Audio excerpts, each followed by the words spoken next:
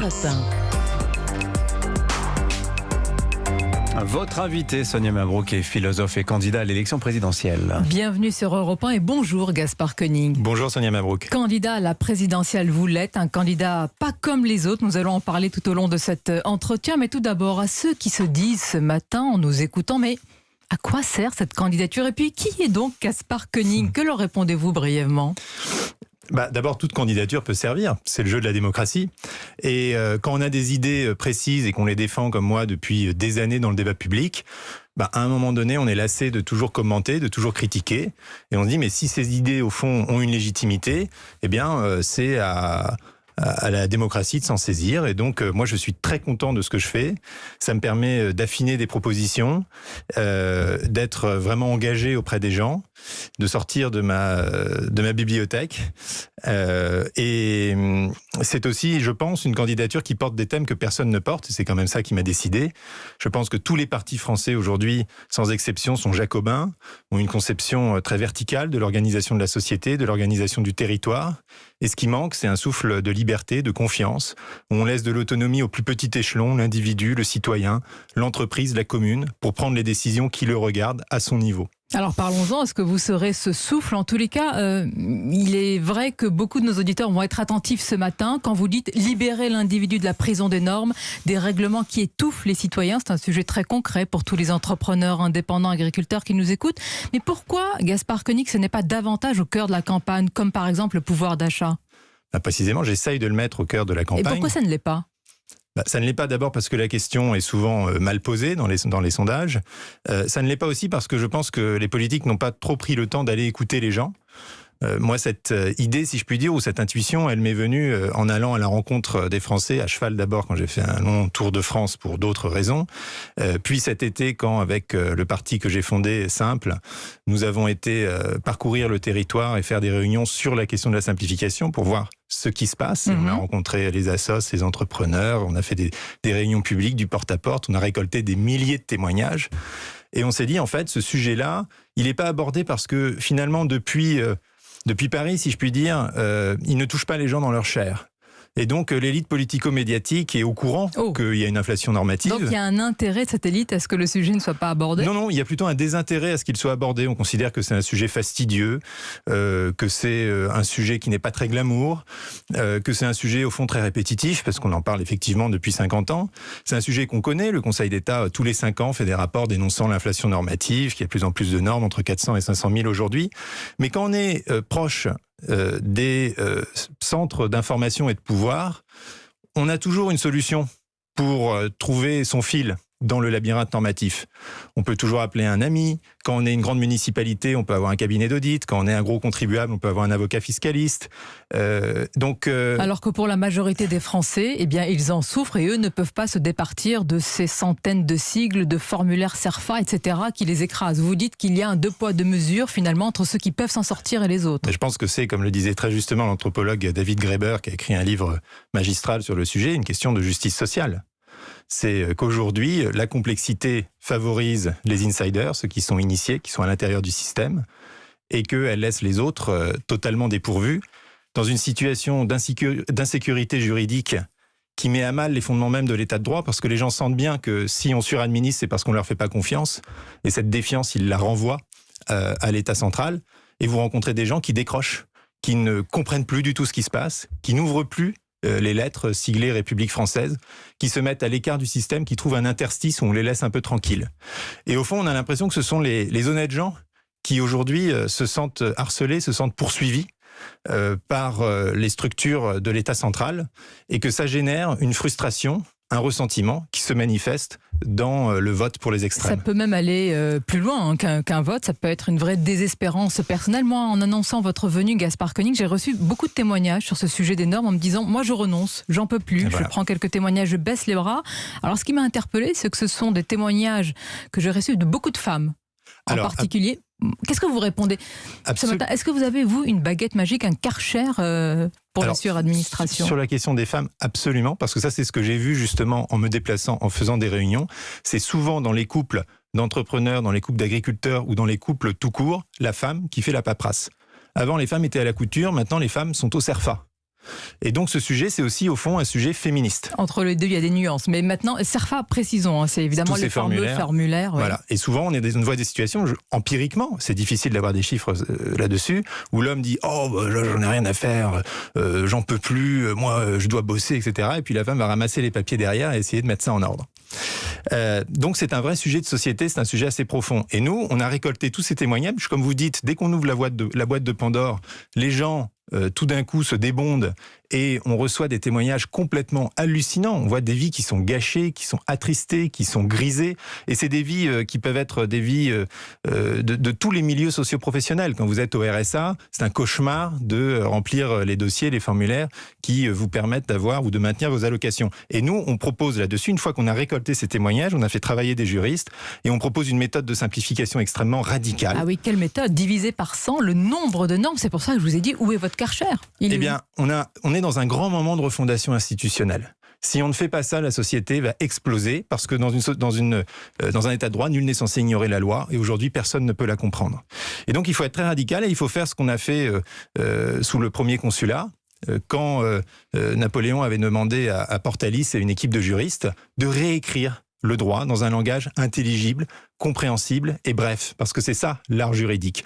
Et nous, ce qu'on propose, c'est de réécrire l'ensemble des codes en remontant aux grands principes, mais sans rentrer dans les détails. Et comme le dit très bien Portalis dans son introduction au Code civil, simplifier, c'est renoncer à tout prévoir, c'est faire confiance à la raison humaine. Et c'est pour ça que c'est un projet de confiance. C'est que simplifier, c'est permettre à chacun d'exercer son jugement de manière autonome pour interpréter le droit, la norme, en fonction de sa situation. Oui, mais simplifier n'est pas simple. Notre pays, Gaspard Koenig, et vous êtes bien placé pour savoir, est très jacobin, très vertical. Pour changer cela, vous dites radical, mais il faudrait en réalité une révolution, un changement total de logiciel. Mais c'est pour ça que le projet que je porte, il est à la fois très modeste, quelque part, parce qu'on parle de simplification, et en même temps, il s'affronte à 2 siècles de jacobinisme. Et c'est vrai aussi pour l'organisation du territoire. Simplifier le millefeuille territorial, c'est pas refaire encore une fois la carte des régions, des départements et des intercos. C'est partir du bas, donner de l'autonomie au plus petit échelon qui est la commune, lui permettre de reprendre l'ensemble des compétences qu'elle estime possible d'assumer et que chacun ainsi puisse déterminer le niveau où il se sent confortable. Est-ce que cela passe par une réduction forte du nombre de fonctionnaires? Est-ce que vous faites partie de ces candidats, notamment à droite, qu'on entend, qui font parfois de la surenchère dans le nombre de fonctionnaires à réduire? Alors pas du tout, moi je crois qu'il faut redonner sens à la fonction publique. C'est beau, monsieur le philosophe, mais c'est quoi redonner sens concrètement, monsieur le candidat à la présidentielle? Je vais vous raconter, c'est remettre les fonctionnaires là où ils sont le plus utiles et là où ils seront le plus heureux, c'est-à-dire sur le terrain. Parce qu'aujourd'hui, vous avez à la fois beaucoup trop de gens qui font de la norme, et en même temps, ce que vous voyez sur les territoires, c'est que les gens sont complètement pris au dépourvu parce qu'ils n'ont plus leur centre de sécu local, parce qu'ils n'ont plus leur trésorerie locale, et parce que justement, l'État essaye de remettre des maisons France Service là où il a d'abord tout enlevé. Et nous, ce qu'on propose, c'est d'ouvrir des maisons du citoyen partout sur le territoire, avec des fonctionnaires qui seront vos référents, qui seront des êtres humains, pas des ordinateurs. Vous pourrez aller en disant, regardez, j'ai un problème de carte grise, j'ai un problème pour monter ma ferme auberge, j'ai un problème pour construire ma cabane de jardin, j'ai un problème parce que j'ai pas très bien compris le PLUI, et qui auront, et c'est ça la grande différence avec ce qui se passe aujourd'hui, qui auront au plus petit niveau un pouvoir décisionnaire. Et donc cette autonomie, on la donne aussi au sein de la fonction publique, pour que le fonctionnaire, évidemment, en référant à sa chaîne hiérarchique, au bout de quelques jours, puisse vous dire ça oui, ça non, vous donnez une sorte de rescrit administratif qui vous confère une sécurité juridique en vous disant « on m'a dit que c'était bon, je le fais, je suis dans les clous, j'ai pas à craindre telle ou telle commission ».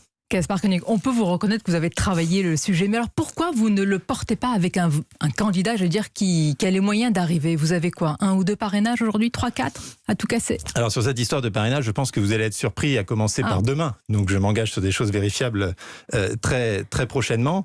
Il y a un vrai bouche à oreille parmi les communes rurales qui sont les premiers concernés par mes sujets, simplification, autonomie locale. Je me déplace énormément sur le territoire. J'ai commencé d'ailleurs... Mais vous n'avez pas le monopole de ces sujets. J'ai souvent entendu et interviewé ici même Valérie Pécresse qui porte ce sujet-là. Pourquoi vous ne faites pas confiance, peu importe, à un candidat pour qu'il vraiment il porte au plus loin vos idées? Alors d'abord, moi j'ai tout un projet de société. La simplification, c'est pas seulement la recodification du droit, c'est aussi l'autonomie locale, c'est aussi le revenu universel, c'est aussi la propriété des données, c'est aussi le droit des animaux. C'est quelque chose qui est vraiment matriciel pour notre société et qui porte un projet qui est un projet fondé sur la confiance. Et ça, je l'entends nulle part ailleurs. Après que d'autres candidats s'emparent de la simplification, très bien, mais je n'ai entendu personne assumer la méthode très radicale que je propose et surtout d'en faire un sujet prioritaire. Parce qu'ils sont peut-être pragmatiques et lucides. Mais c'est très pragmatique. Vous restez un peu philosophe. Mais c'est très pragmatique de dire, c'est très pragmatique de dire, nous allons passer un quinquennat à faire moins plutôt que plus.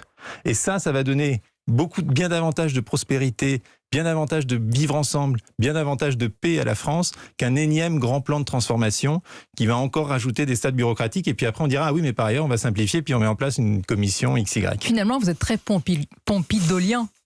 Arrêtez d'emmerder les Français, ça pourrait être votre slogan? Oui, tout à fait. Je trouve que dans tous les présidents de la Ve République, Pompidou avait un exercice du pouvoir justement assez en retrait, était très prudent quand il s'agissait de prendre des mesures qui allaient affecter les libertés de ses compatriotes et que c'est une retenue qu'on ne voit plus du tout aujourd'hui. Et la crise sanitaire nous a montré à quel point le pouvoir actuel a assumé un paternalisme d'État. Pour ceux qui nous écoutent, il faut dire que vous êtes un libéral. Vous cherchez aussi à renouveler, à redonner un second souffle à la tradition libérale en France, qui, faut-il le rappeler, est née en France. Mais Gaspard Koenig, vous êtes bien placé pour savoir que le libéralisme est devenu tabou, un véritable épouvantail dans notre pays. Comment vous faites pour convaincre ceux qui nous écoutent de vous rejoindre, sachant que ce sujet brûle la bouche quand on en parle? Alors oui et non. D'ailleurs, les sondages, les études d'opinion montrent que le mot libéralisme a plutôt bonne presse. Vous allez presque me dire qu'il rime avec humanisme. Eh ben, il doit rimer avec humanisme. Et je pense que le libéralisme s'est mis dans une souricière en s'identifiant avec le néolibéralisme, avec ce quête de l'efficience, avec la loi du marché, et que, à juste titre, les gens rejettent ce néolibéralisme-là que le gouvernement actuel porte dans toute sa splendeur. C'est le règne de la technocratie, c'est l'idée qu'on va mettre en place des superstructures et qu'on va prendre des décisions à la place des gens au nom de leur propre bien-être. Regardez ce qui se passe avec les intercommunalités aujourd'hui, où on transfère des compétences et où on dépouille en fait les maires de la gestion de l'eau, par exemple. Ça, c'est fait au nom du néolibéralisme, au nom de l'efficience. Et moi, mon libéralisme, il est tout à fait différent. Il est fondé sur l'individu, sur la capacité à expérimenter, sur la capacité surtout à maîtriser son destin, parce que ça, je pense que c'est le sentiment le plus répandu en France aujourd'hui, c'est que qu'on ait du bien-être ou pas, on ne maîtrise plus sa vie, on est toujours dirigé par un règlement, un algorithme, on ne sait pas d'où ça vient et on a besoin de se retrouver soi-même. On a et ça, presque c'est le fond envie de ma philosophie. d'épouser vos idées tellement elles semblent correspondre à l'époque, sauf que certains vont vous dire, Gaspard Koenig, votre programme, votre mouvement, c'est simple ou simpliste, parce que vous épousez aussi les colères de la population. Mais nous déclinons ce programme sur l'ensemble des sujets de manière extrêmement concrète et rigoureuse, et je pense beaucoup plus rigoureuse d'ailleurs que la plupart des candidats, qu'il s'agisse de revenu universel, qu'il s'agisse de succession, qu'il s'agisse des entreprises, où nous proposons de retirer 50 milliards d'impôts d'un côté, 50 milliards d'aides de l'autre, parce qu'il faut rappeler que les entreprises françaises, si elles sont les plus taxées d'Europe, sont aussi les plus aidées d'Europe. Et vous voyez, on est toujours dans l'ensemble des sujets, dans ce double mécanisme, où d'un côté l'État contraint beaucoup, et de l'autre côté vous permet de récupérer simplement pour ceux qui sont initiés, pour ceux qui savent. Et je pense qu'il faut faire table rase de tout ça. C'est à la fois très radical et en même temps, notre programme est à budget et à droit constant, sans toucher les grands équilibres macroéconomiques de la nation. On entend, on respecte votre candidature et votre programme, et à la fin, vous voterez pour qui ? Je voterai pour moi-même parce que je serai au premier tour et que j'aurai le plaisir de déposer un bulletin à mon nom dans l'urne. On va conclure quand même en rappelant que vous avez été sur les traces de Montaigne. Vous avez, Gaspard Koenig, parcouru l'Europe à cheval. Vous en avez fait un livre, Notre vagabond de liberté, à cheval sur les traces de Montaigne, aux éditions de l'Observatoire. L'Europe est dans la campagne et l'actualité, c'est Emmanuel Macron et Vladimir Poutine. En un mot, comment faut-il le considérer, l'appréhender, Vladimir Poutine, comme un adversaire aujourd'hui ? Moi, je trouve que ce que fait la diplomatie française aujourd'hui, qui est de tenter de se positionner comme intermédiaire vers une désescalade, qui n'est pas sans rappeler d'ailleurs ce qu'avait fait le gouvernement Sarkozy par rapport à la Géorgie, est plutôt une bonne chose. Après, je pense que ce que ça montre aussi, c'est que, eh bien, encore une fois, le nationalisme, c'est la guerre. Et quand on laisse prospérer des régimes illibéraux en interne, eh bien, ça se traduit par des tensions géopolitiques en externe. On les laisse prospérer, alors qu'est-ce qu'on fait ? On va contre la volonté de certains peuples, comme les Russes, pour leur dire qu'ils ont mal voté ? Je pense que la diplomatie doit être fondée sur des principes. que la France peut quand même se targuer, c'est au fond presque sa principale force aujourd'hui dans le monde, d'être le pays des droits de l'homme, le pays de 1789, et ça peut paraître une tarte à la crème, mais c'est une tarte à la crème qui nous honore. Je trouve que cette déclaration des droits de l'homme, c'est le plus beau texte de philosophie politique jamais écrit. Il est justement très concis, il tient en une page, il donne des très beaux principes, et quand on intervient dans le monde, il faut garder ça en tête. Entre la philosophie et le principe de réalité. Donc merci Gaspard Koenig d'avoir été notre invité ce matin. Bonne journée à vous, ainsi qu'à nos auditeurs.